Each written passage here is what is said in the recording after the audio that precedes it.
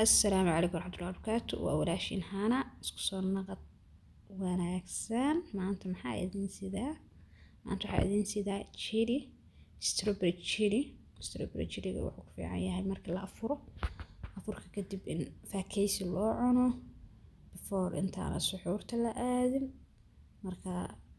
asxaabisa ujeediin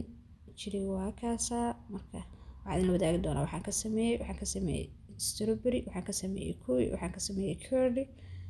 intaas qudaar ahaan u isticmaalay sidoo kale 2 bakeeri biyo ah aan digsiga ku soo shubtay soo ujeediinbo aad wax ku soo darsanaa gelatin 3 qaando gelatinka waxay ka qayb qaadataa inay ku dhagaan yani qudaartaadi sidaas la mid ah waxa xoogaa walaaqa maxaan la xoogaa biyo qabow marka hore ku qas gelatinka kadibna dabka wax yar ku qanday ku karkari si isku dhex gasho soo ujeediin xoogaa way soo karkareysaa marka hadda waxa sameeynaa haduu ilaahay ku rooyahay waa walaaqa wax yar hadda ujeedin biyo way soo ubriyaan waxa ku darsanaynaa sonkor bakeeri halfkiis ah bakeeriga haysatid inta kartanaysid markasta ku xirantahay iyo macaanka u jeceshahay hadda marka waa walaaqa waa noo diyaar ujeedin dabka ka qaadayna ilaahay ku rooyahay waxa soo diyaarsanaa fruit cake iyo bakeeriyash ku soo shubanaa strawberry maxaan lahayn waa kuwi I don't know Soomaali wax lagu dhahaa laakiin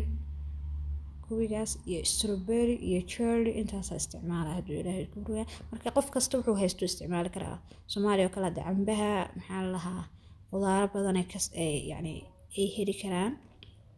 anaga laakiin halka cambaha iyo babayga uu ku yar yahay soo waxa haysatid isticmaal macna ma sameynayso inaad wax cusub raadayso macna ma sameynayso inaad qarash kale isgeliso soo qof kasta wuxuu haysto gurigiisa u yaalo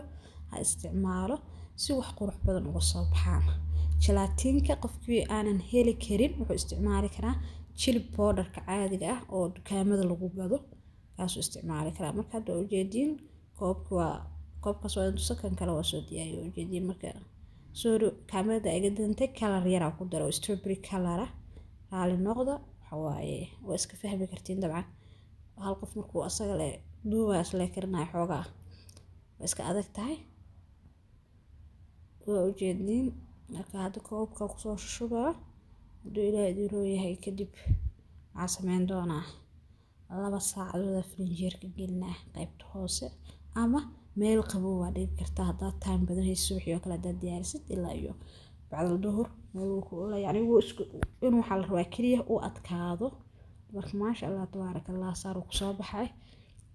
sweets aad u macaan way fudud culays badan lahayn dadka aysan ku dharkeen maasha Allah qof kasta waxa rajeynaa inuu tijaabiyo walaalayaal haddaad ka hesheen ya fadlan like isaara sidaas la mid ah subscribe inoo dhahay channelka noo share gareeya maasha Allah tabarakallah waxaan waa kana maasha Allah ujeedin hadii la gediyo xataa ma daadanayo xalwo noqday marka saas oo kala la rabaa inuu idin noqdo adinkana fadlan adinkana sameeyo isku daya soo idin soo noqdo sabrada ila soo share gareeya aad u mahadsantiin walaashin hana idin leh mac salaam